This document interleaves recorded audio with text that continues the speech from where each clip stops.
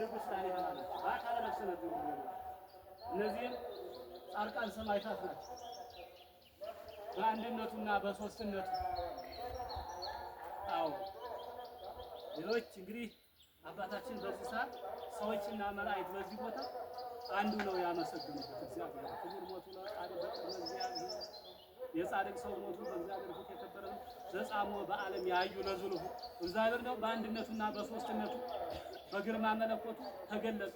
ምድርች ምድር ራደች ተንቀጠቀጠች። በዚያን ጊዜ ከበርቱ ሲል እነሆ ታላቋ ምድረ ከብድ ብዬሻለሁ ባለሽበት ባረከ። ምድሯ ታዘዘች ጸናች። ለጌታ ለማርያም የተሳለማችኋት በጻድቁ ዕረፍት ጊዜ በአንድ በኩል ለጻድቁ መታሰቢያው ሆና ትኖር ዘንድ እንደሰገደች የኖረችው እንድትኖር የታዘዘችው ምድር የሰገደችው ምድር ናት። እስከ ዕለተ ዕረፍታቸው እዚህ ዕረፍታቸው እዚህ ቦታ ላይ እዚህ ድረስ ክልክል እንደነበረች ነው አባቶቻችን የሚወዱ። እዚህ ጊዜ ቅዱሳን ወዳጄ ገብረ መንፈስ ቅዱስ አላቸው እነሆ የሰጠውን ቃል ኪዳን እንዳላስቀርበት በእናቴ ብዬልሃለሁ በድንግል ማርያም አንዳችም ነገር አላ ከሰጠው ቃል ኪዳን መቃብር ግን ኢየሩሳሌም ነው። አባታችን አልሞትም ብለው እኮ ተከራከሩ። መቃብር ግን ኢየሩሳሌም ነው። አንተ ያንተ ሞት አይደለም፣ ከድካም ወደ ዕረፍት ነው። ከኃላፊው ዓለም ወደማያልፈው ዓለም ነው። ከሐዘኑ ዓለም ወደ ደስታ ወደ አለበት ዓለም ነው የምትሄደው እና አንተ ዕረፍት አይደለም ማለት ሞት አይደለም ያላቸው አባታችን እንግዲህ በቅዱሳን መላእክት በቅዱሳን ጻድቃን ሰማዕታት ዝማሬ በበገና በይባቤ ነፍሳቸው በስጋቸው ተለይታ እንደምታዋቸው እነዚህ ደግሞ ምድራውያን ጻድቃን እናቶች ቅዱሳት አንስት ናቸው። እነዚህ አባቶች ናቸው ያሉ መነኮሳት እንዲሁ በመንፈስ ቅዱስ በለተረፍታቸው እግዚአብሔር ስሟቸው አዎ ካሉበት ቦታ እዛ ብር እየመራ ያመጣቸው ነው። የበቁ አባቶች ናቸው። መላእክት እንደምታዋቸው በክብር ገንዘው ክቡር ሞቱ ለጻድቅ በቅድመ እግዚአብሔር እያሉ በደመና ጭነው ኢየሩሳሌም ቀበሏቸው። በሶስተኛው ቀን ያልበላች ያልጠጣች ስጋ ያለን ስጋ እንደፈርስ እንድትበሰብስ አፈር እንዲሆናት አላደረጓቸው ነበርና በሶስተኛው ቀን አስነስቶ አሳረጋቸው ነው የሚለው።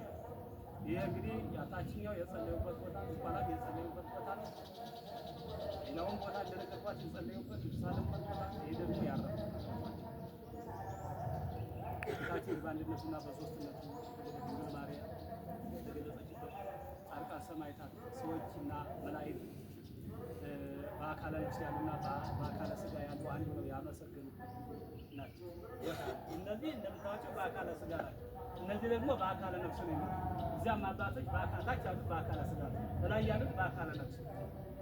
እንግዲህ ይህችን ቦታ በዳግመኛ ጊዜ ኢየሩሳሌም ይገኛልና እዚህ ቦታ መጥቶ ፍርፋሪን የቀመሰ ሁሉ ለበረከት አድርጎታል።